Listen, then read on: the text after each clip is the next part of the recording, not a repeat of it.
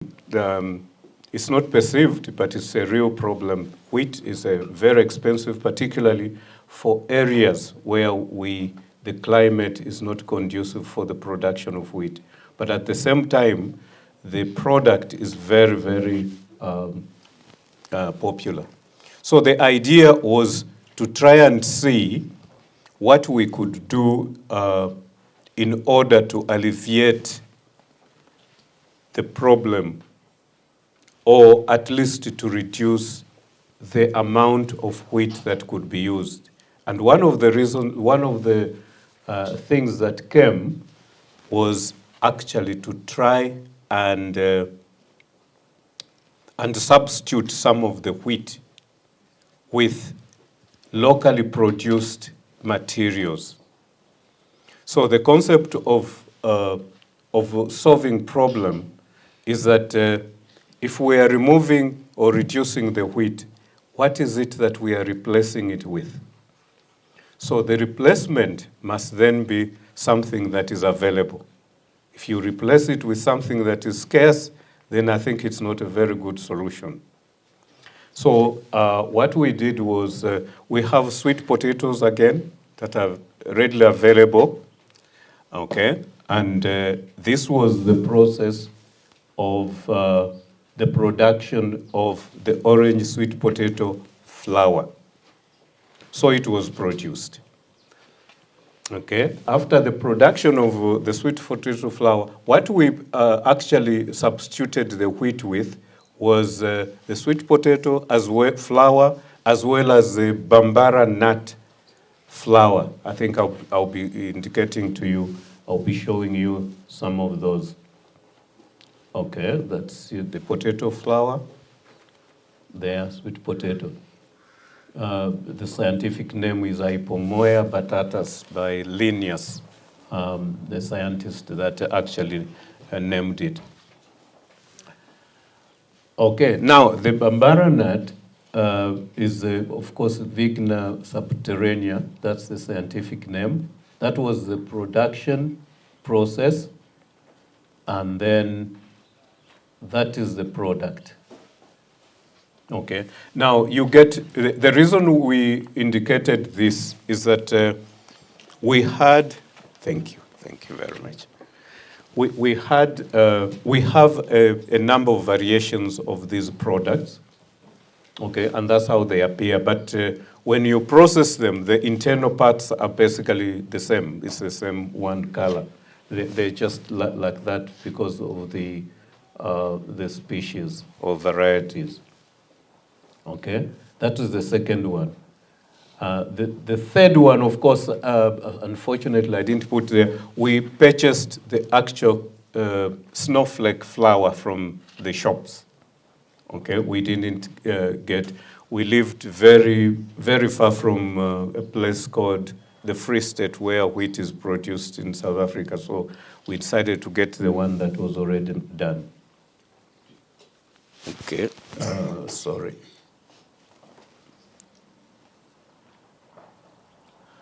Okay, so the methodology of the research is as follows. We had orange fresh sweet potato on the other side. Those are some of the scientific methods, the conceptual framework. Soaking on one side. You will note that the bambara nuts that I showed you had different colors. Once you soak them, the outer cover was removed. So all the colors were removed because they were only the outside. The inside had the flesh. Then the drying and the processing of pasta then was the combination of the three components. Okay. And then, of course, we had on the other side, this is basically a summary. There was the statistical analysis and laboratory analysis, which I'll be talking about in a little while in a bit of detail, very briefly. Okay, so basically this is the concept of the whole idea. Laboratory analysis, determining of proximate composition, determination of functional properties, which I'll be talking about. You'll see what they are. Because when you do this research, the idea is if we want to find out that the product is a very good product, there are specific parameters that we must scientifically test using the internationally accepted or known or set standards of evaluation. The statistical analysis, basically we're using this statistical package for social sciences called the SPSS. It helps us to determine the significant difference. What the statistical package does is that it gives us the ability to determine or to say whether or not there's a statistical difference in terms of numbers, in terms of the values that we get. For example, from my eye point of view, 10 and 12, we may say they are different. But if you are doing a statistical analysis, 10 and 12 may not be very different. So that's the concept we are getting to.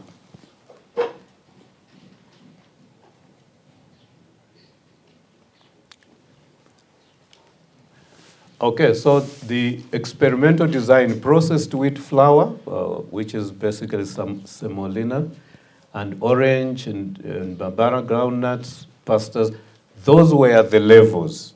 Okay, the first level was, as the factors, 95. In other words, 90% was the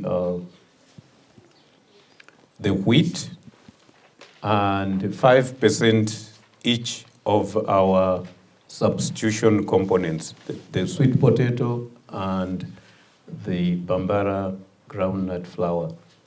The second one was 70, and the other two took 30%, 15.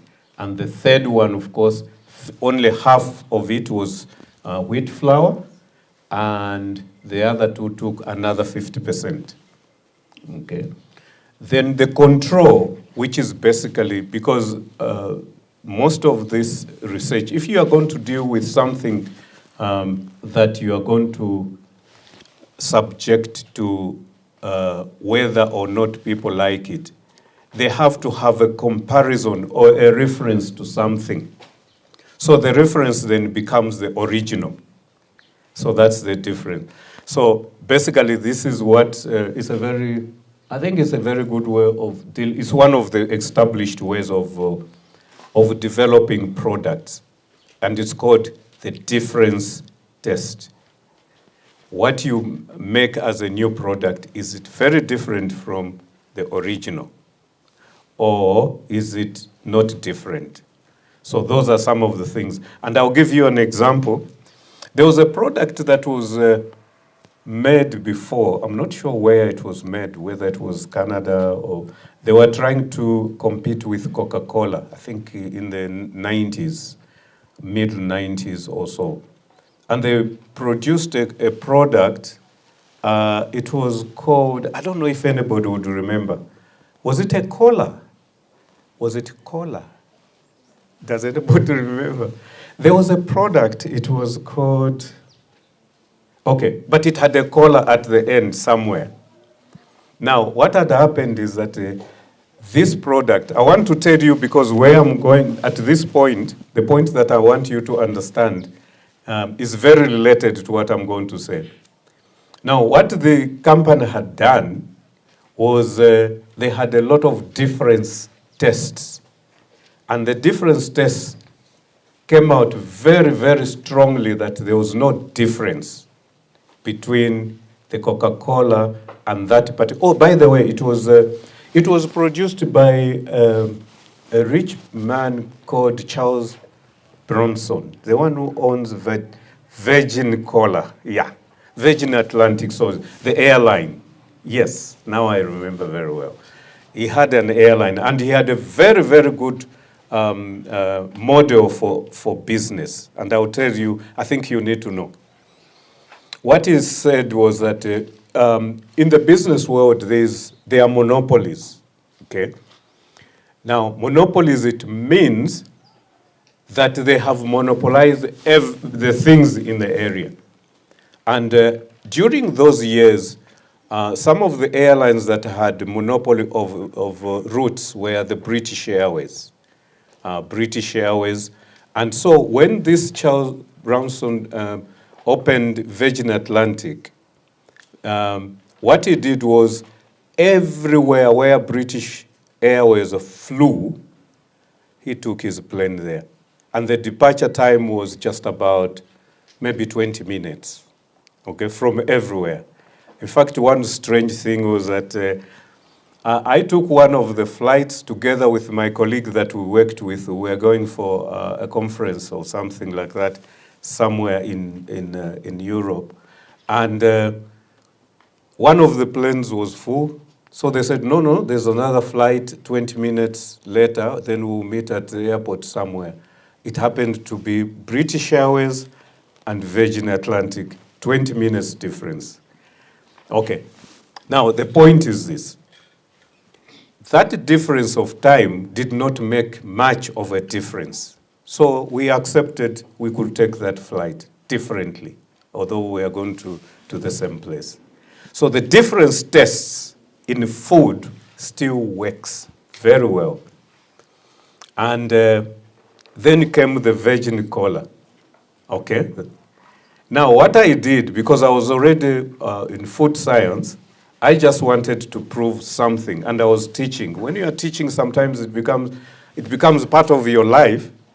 So I bought a cola, virgin cola, it was written virgin cola, and the real Coca-Cola. And I poured them in 2 different glasses. Because even myself, I found it very difficult to test the difference at one point. I'll tell you about the fight later. So I wrote at the bottom, small piece of paper, because I didn't want to confuse myself, and I gave it to my colleagues. Please tell me which one is cola, which one is Coca-Cola. It was very, very difficult to define. Now, what does that mean in business? What it simply means in business is that if you like Coca-Cola and you see that there's no difference between the cola and this Coca-Cola, you could as well buy the other one, because they are not different. Now, the difference, the catch, was that the cola came at almost 50% cost. In other words, it was cheaper. So what would you decide? So you sorry? Which one would you buy? Yeah, you would buy because you are buying the same thing. And you see, this is why I've seen people run from one shop to the other. They find this thing is not the same. They go and pick it up, and they bring it to the other side. But the prices is the only difference. They don't seem to be. They seem to be the same thing. They turn it around and things like. So basically, those are the things at this level. We're doing one of these. This is why the control actually becomes the actual product, the original product, because then it will help us to have a reference point and say, is it better? Is it or is it not better? Okay, so basically that's the way.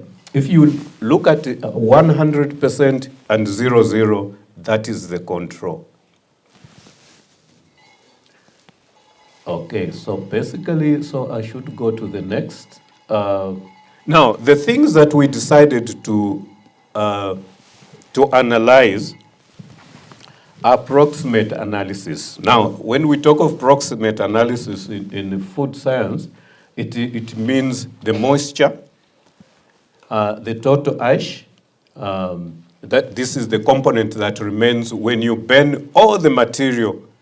If you take whatever it is and burn it completely, there's a part that doesn't burn anyway. So it remains. So which means that it's a reverse investigation. So what has gone out is the other stuff that would have been in the product. Okay, there's a lot of that in analysis in the laboratories for people that do the reverse. Then you have the crude protein. This is the protein estimate, and it's used quite a lot. It's a reference point. It's rough, but it indicates the amount of protein that would be there. There are other things, but it's mostly the nitrogen multiplied by a factor, which is your factor 6.25. And then the fat and the fiber. All these are the components that we want to find out at the end of when we have made this product. Okay, you can see occasionally there are references to AOAC. These are internationally recognized methods. And why do we use them? The reason why we use them is that when someone is reading your work, they will know, if you have numbers that you found, they will know that you used the best or the methods that are recommended. What is the example can I give you? If you say you know where ACU is, and you are talking of, you are saying it's near Silverest, then somebody will know that you actually don't know, isn't it? Is there a campus in Silverest though? Yes. There's the ACU campus? No. Okay, so basically, this is the point of these methods that we use. If somebody tells you that they went to Great East Road and they saw ACU University along Great East Road, then you know that they are probably using a different Great East Road. So this is why we use these methods. Okay, and the years are indicated there. The other one that we test is the sensory analysis. Okay, or sensory evaluation. Now, the sensory evaluation is a training that is applied to either trained or untrained sensory specialists. Now, you train to test the foods. Okay, they are used for different things. But for acceptability of the food product, you do not need a trained one, because our love for food or liking for food is highly subjective. If you are not trained, it's highly subjective. We don't know. I don't know what other things, but the way you test it, the way you feel it is subjective. You may have liked the color of the product and therefore like it. Or you may have disliked the color of the product and therefore dismiss it, and so on and so forth. So we use two different, these methods are used. However, we still subject products to sensory evaluation. I've already mentioned the color measurement. Now, color is very important in the sense that it's the first thing that you see. If you open a product, assuming that you want to eat a biscuit, we have some perception of a biscuit or some kind. And you open a packet and you find the color is blue. Unless you are really under, what do you call this, for maybe children or something. Certain colors are not very good for adults. They are not acceptable. We don't easily accept them for food, particularly. So color is very important. So certain colors of food, you may like it, but only dismiss it after the testing. Okay? And one example can you assume that you have, for example, honey is packaged in something, and when you open it, you find that there's a greenish color in it. You see, the mind already starts to dismiss because we want a nice golden brownish color of the honey. So those are some of the basic things why we have to test whatever we need to test against those. So, and the systems that are used, you don't have to remember those. The LAB, those are scales that are used for various colors, but I can assure you they indicate quite a lot of things, lightness, redness, and yellowness. When you combine this, they give up the kind of food that you want. Okay, the other testing that we did was up to optimum cooking time. In other words, the optimum cooking time for the pasta is to see, there's a core there. You know the pasta is roundish to the point where it gets, it's cooked up to the core. The core is whitish. So it will be becoming dark and dark until it gets there at the end. Then, of course, the other thing that we had to do, the statistical analysis. Now, if you want, for scientific things, if you want your results to be authentic, the measurements are usually in triplicate, okay? The reason why we use triplicate is, can I have a pen, someone? I just want to demonstrate something. Yeah, this one. And another one, another pen. Thank you. Okay. Oh, now this is a very difficult one for me. Okay, what I will do, I will leave this one. Another one, not this one. Another one with one color. Oh, with one color. With one color. Any other pen? No, not that one. Okay. The reason I'm looking for a particular one is very good. Yeah. Okay. The reason why we measure, okay, I will try this one. The reason why we measure three things, three results. If you are going to subject your data to statistical analysis, you must take three. Which one can we discard if I measure a product 3 times and I have 2 results? Which one will I discard? Yes. So basically that's the concept. Because it's a, okay. Thank you very much. It's called, what is the term? It gives you an indication, okay? For example, if I have a sample of sweet potatoes and I'm measuring, say, pH, one number is a 5, okay? It gives me 5. The second results gives me, say, 4.9. And the other result gives me 8. Then there's a problem, isn't it? So the 8 is far, far away from the central tendency. So these colors, that's why I use them like that. And it's very important because when you are in the lab, there are a lot of things. You're tired. There's a lot of things that happen. But you still can't just accept numbers like that. You're not a robot to accept any number. You must have the knowledge. This is when you're in the lab. And that's what was happening.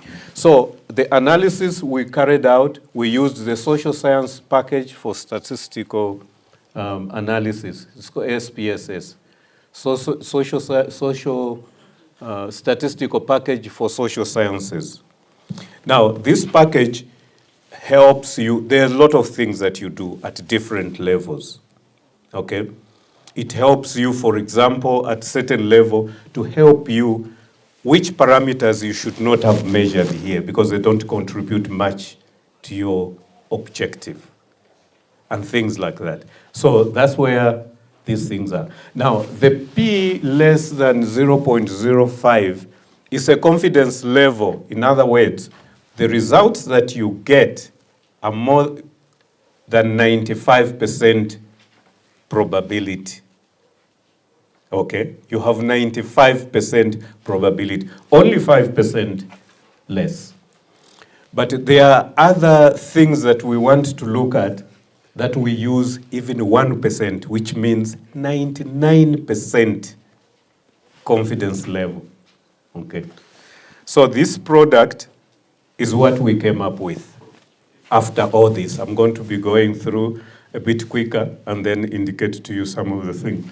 So these are some of the things. Now, I must indicate here again that equipment that you have to make certain things is very important, as well as knowledge. There's usually a lot of reading. Who else has done a product like this? How do they produce it? Which means you must have a lot of understanding of the product that you are working with, because this is a very daunting task, because like some of the presenters earlier have indicated, to have a winning product is a mammoth task, particularly a new product.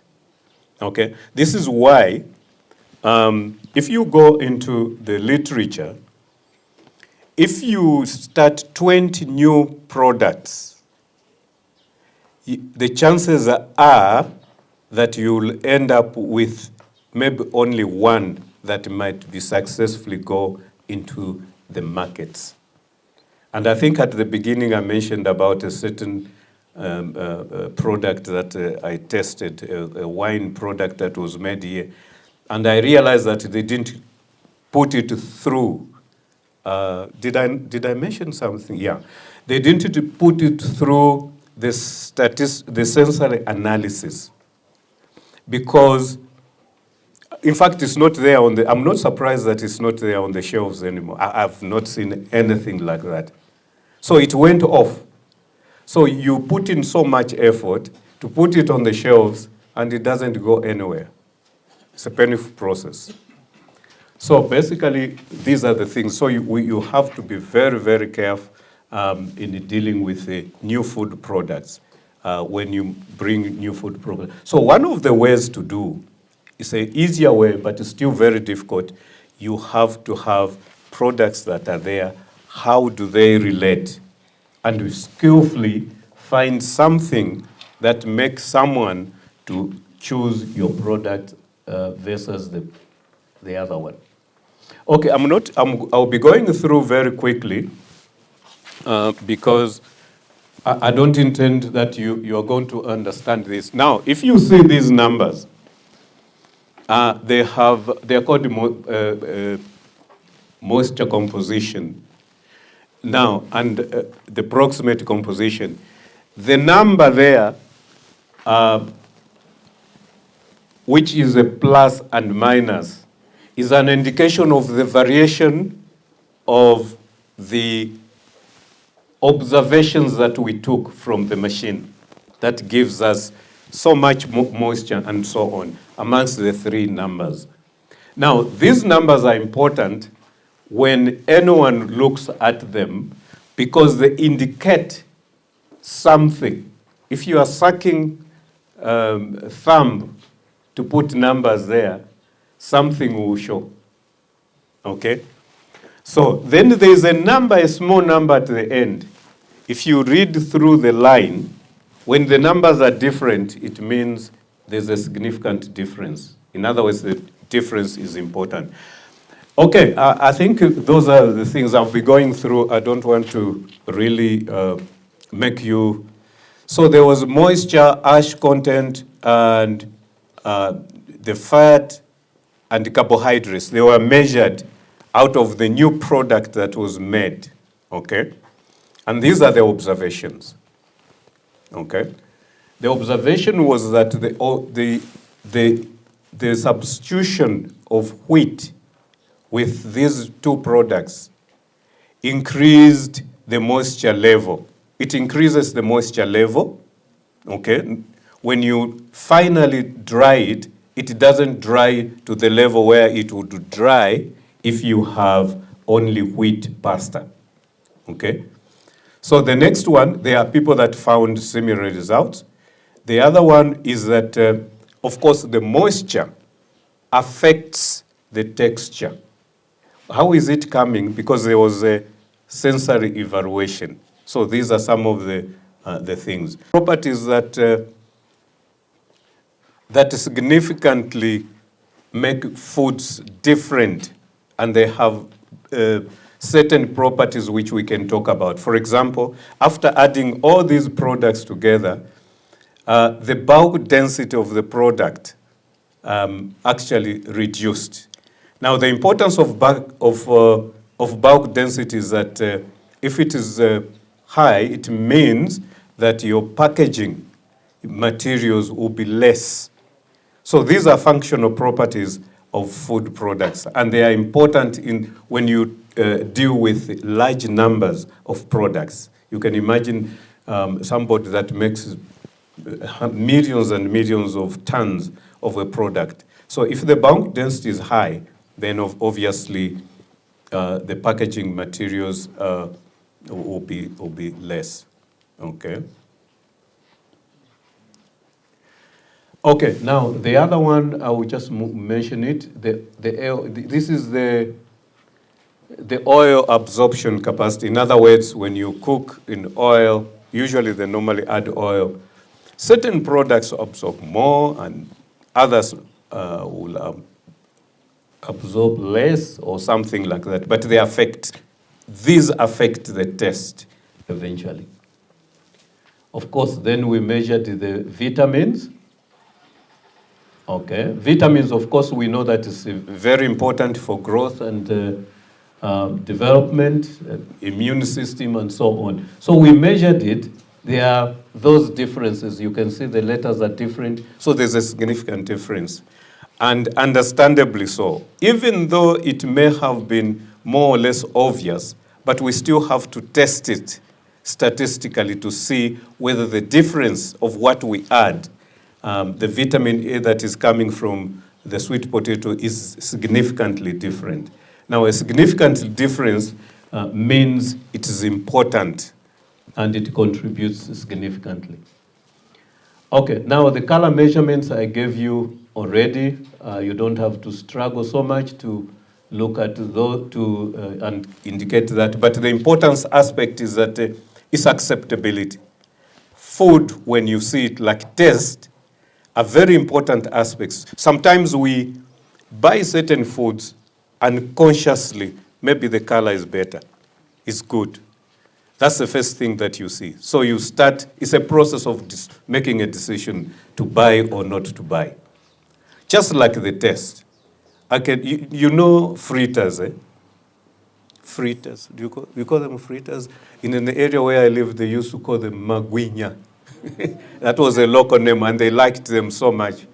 And some of the students actually got PhDs studying them, how they absorb water, how they do whatever it is, because that was a food product that was very common in the area. Okay, yes. Now, the concept is this. If you have bought, somebody gives, you close your eyes and they say, I've given you the fritters or magwinya, and you put it in your mouth to eat, and it makes that sound that you make when you eat an apple.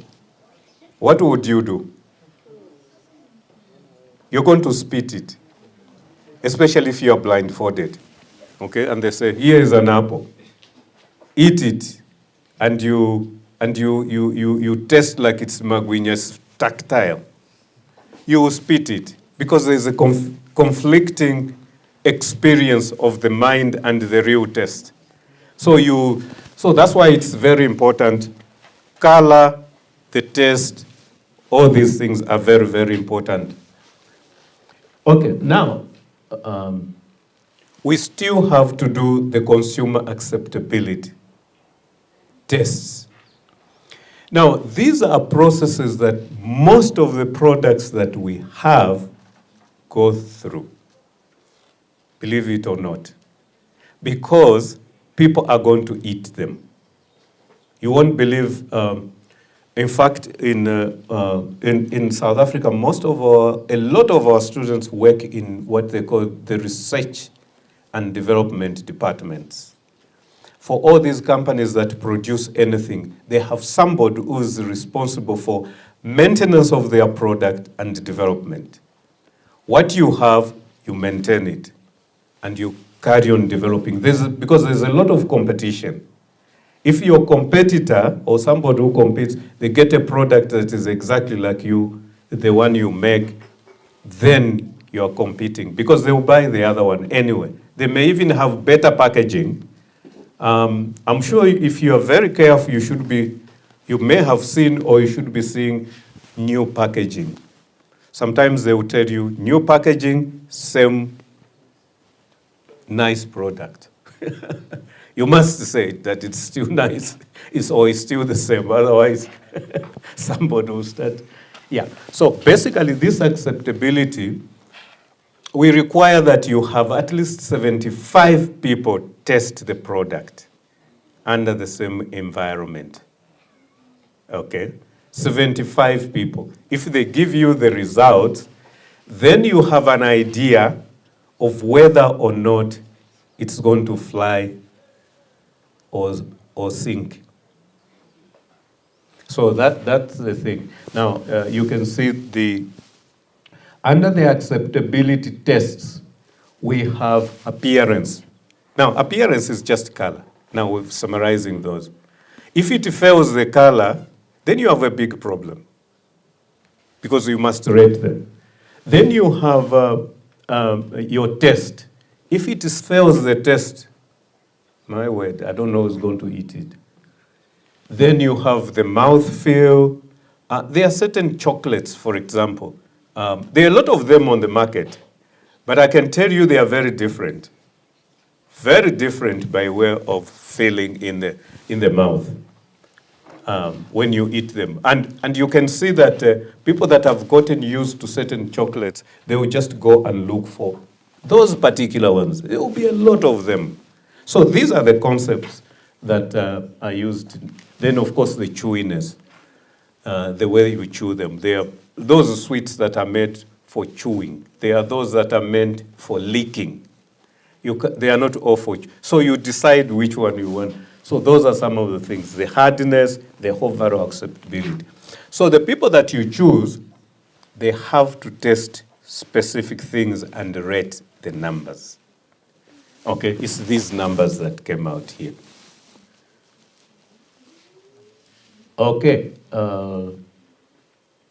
so according to the results and most of the things that we've been going through, the one with 70, 15, 15 was moderately or most preferred amongst them, besides the control. Of course, the control is the original. Now, that gives you a basis on which you should now start improving that product, which means that the other two, you discard them if you want to continue to prove on the product.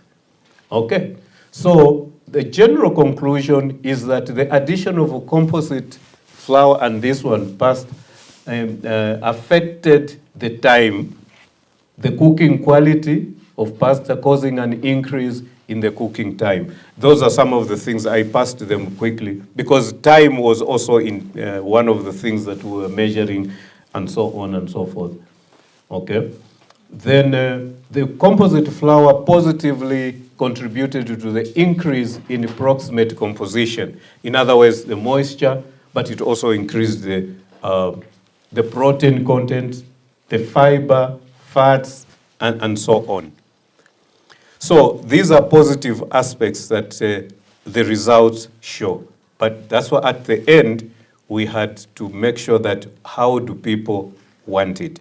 I can assure you this is just one of the products, but there's a product that we made I couldn't put together that it's you know what they call rusks? There's a product called the rusks. We made one of those, and it was actually we had a departmental day that everybody had to test. They finished the whole products in the thing. It was very well made. So basically, I think I should end here. Because this is the last conclusion. We are concluding that basically it was moderately accepted because a number of people moderately, we had to balance it between what they didn't like about it and what they liked. But then it's very important to analyze the data properly. So basically this was the paper. This paper was published. It is there. I think it must be there internet. It was published in some of the journals that are rated, and so on. So I think let me end here before I carry on with other things. But this is, in a nutshell, this is the process of actually doing a research to develop something that is going to sell. Especially if you want to improve something, it's very important to have a very clear mind. The other concept is to have the equipment that will be important, that will help you to replicate and do something at the very highest standard. And people must accept it, because these products are made for people. But also there must be a scientific knowledge behind it of what you want to do. If there's no scientific knowledge, what will happen is the fact that when you try to make a product, if they have differences in the heat requirements, for example, one of the products, if it breaks down, then you can't eat that product. It becomes a very bad product. Thank you. Thank you very much.